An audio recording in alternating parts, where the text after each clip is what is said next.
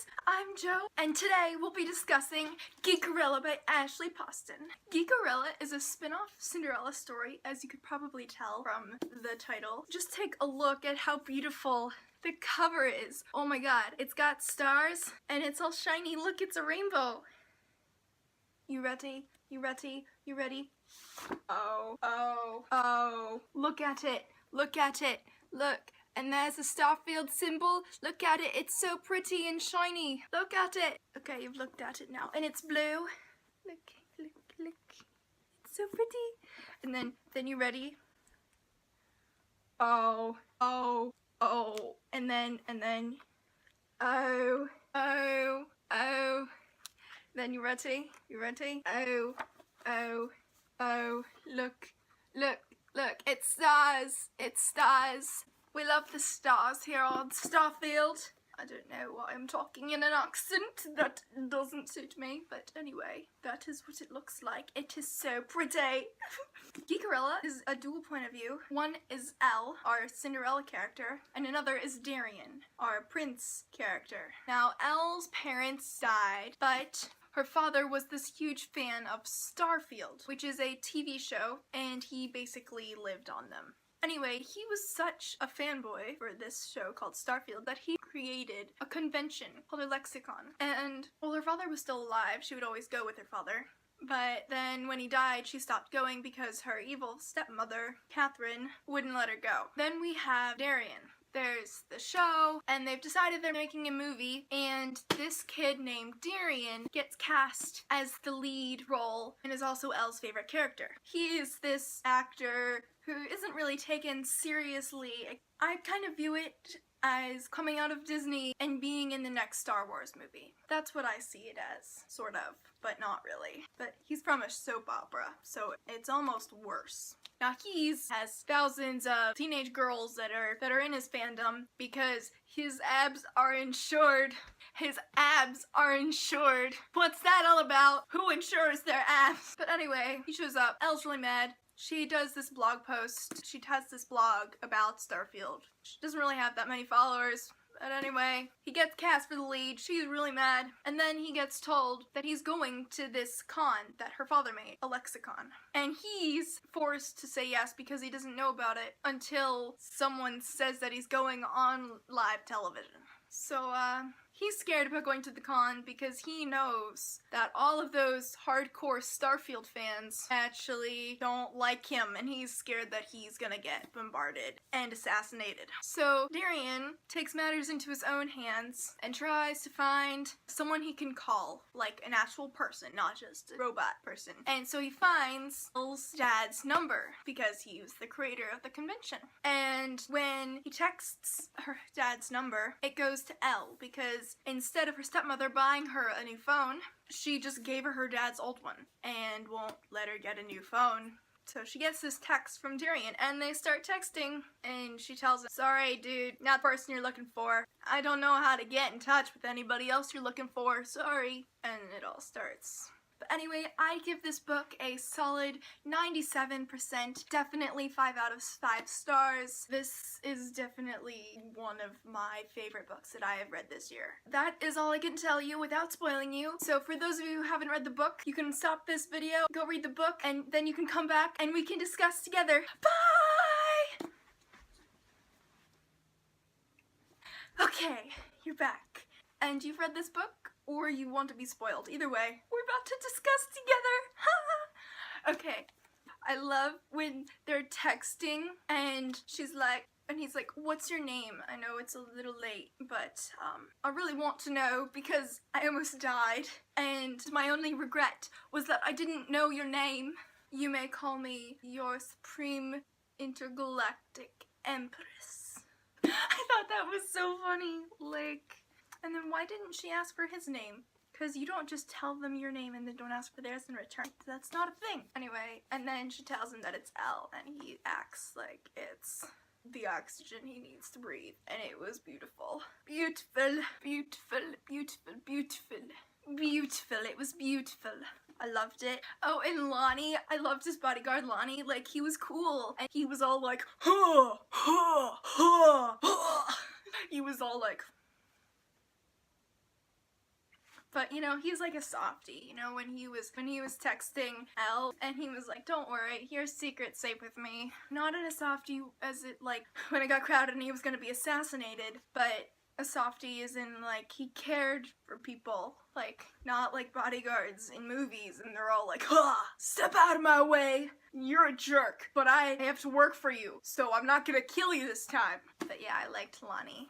And oh my god, the stepsisters. Cal was okay. I liked the way that Ashley cut off Cal. You know, like, you could tell from the beginning that she always felt kind of like, I don't like doing this. It was always Chloe that was the worst, just like Drusilla in the actual Cinderella.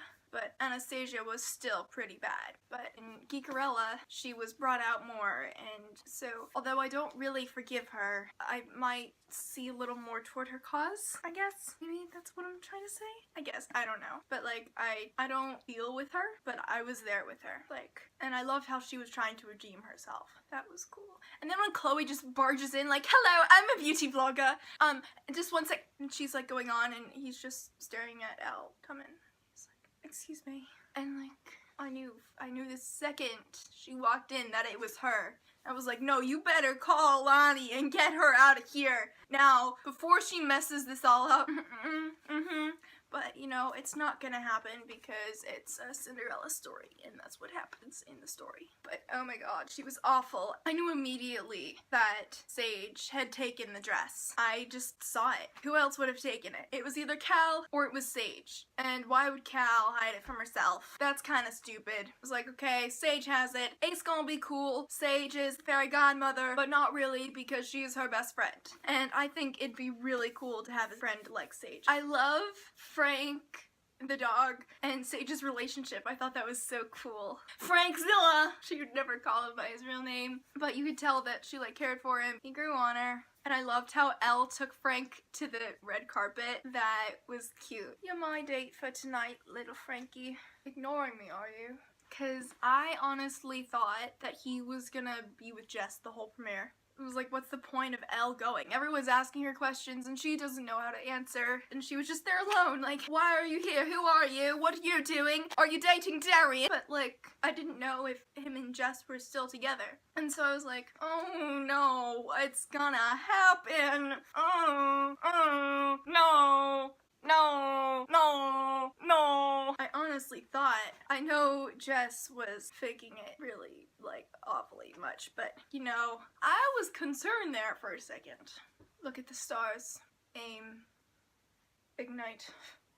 But I love that quote. It just shows so much, like, hope and love and freedom, and that quote, every time, it would tear me apart so much. One of my favorite parts was when Elle was in the contest and Sage was like, oh, that's it! And she told the fangirl in the cosplay there, could you maybe get us a golden rubber band or the wings? She was like, I can get you more than that. And she brought like all of the cosplayers in, and they were all like, here, take these gloves, here, take this, take this, take this, take this gold star that'll go under your eye and you'll look dazzling. And then Cal came up and was like, I was supposed to wear these, but they're a little tight on me and I think they'll fit you better. I tore apart at that. That there brought me to tears. That, I think, was my favorite part of the whole book, right there. I sat there crying for a half hour after I read those acknowledgements. I hear the observation deck is nice this time of year, Carmendor. I love that line. It showed so much. Like, it's the first thing that parents said to each other, and then it was the first thing that Elle and Darian said to each other. It brought the whole thing together. I loved all the Doctor Who references and the Harry Potter references and the Sherlock and all of the references that were in there. Oh my god, that really tied it in. I've actually been seeing a lot of Harry Potter and Doctor Who references in books I've been reading recently. It definitely tied it all in with the cosplay and the fandoms and the Comic-Con and the blogs. And the blog post at the end that kind of ended ended the story off. That was really cool too, but you have to read the acknowledgements if you didn't. I used to be one of those people that didn't read the acknowledgements, but then I started to, and this time I'm very grateful that I read the acknowledgements, because those acknowledgements, and I can totally relate. When Elle was introducing Sage to Starfield, it was like, okay, we're gonna start with episode 3 and then jump back to 1. I can totally relate to that. You know why? Because I introduced my friend to Throne of Glass. I remember when that happened. I thought it was so cool how her mom was like famous in the cosplay Starfield world. That was so cool. I knew the whole time that she was gonna end up in her mom's dress, you know, and Sage was gonna be this fairy godmother. Like, she's a fashion designer. Stop watching the stupid YouTube videos that aren't teaching you anything. They're gonna ruin your father's cosplay thing. You're gonna be devastated. It's gonna happen anyway because it's a Cinderella story, but that dress, I knew it. I knew it. It was amazing. I love her memory of her mom and her dad and her waltzing in the living room and in her bedroom, like in the first con, and he was so happy and the music was playing, the theme song was playing, and they were waltzing around. That was so cute. Like, so I was expecting for her to end up wearing her mom's dress, but I love how like she had the Commodore coat. I thought that was cool. And when she walked up and was like, Miss May, hey, how you doing? So, I bought these tickets. You bought your tickets? Huh? You never have to buy your tickets. Your father invented the con. Your family. Come on here. We always have this pass in case you decide to come back. We sent it the first few years, but it just kept getting sent back to us. She was like, ugh, stepmother? Like, she could have gone all these years. And you never told her because you're the worst person ever. I was pissed at that dude, the Nox King, and he was like, you're a fake fan. You're wholeheartedly a fake fan. You and your fake fans. And Darian came in and he was like, leave, buddy. And then it ended up being his old friend that is awful and also the worst person ever. But I thought that was cool how that tied in. And then when Chloe stormed in there and she was like, you! What are you doing here? I'm telling Mom! But then she told her off. She was like, and they all did the salute. I kind of imagine it being like, that part was awesome. I love when Sage had Darian in the car and they were like driving through the grass and like blasting the theme song. I could just imagine, like, we don't have a theme song for Starfield, so I had the Star Wars theme song. I had it going through my head while in that scene, like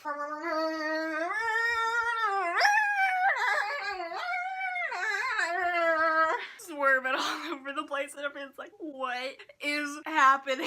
And then when Chloe dyed her hair and told everyone that she was the mysterious cosplayer, like, no, go back to that hole where you came from. And something I noticed was that I didn't care whose POV it was in.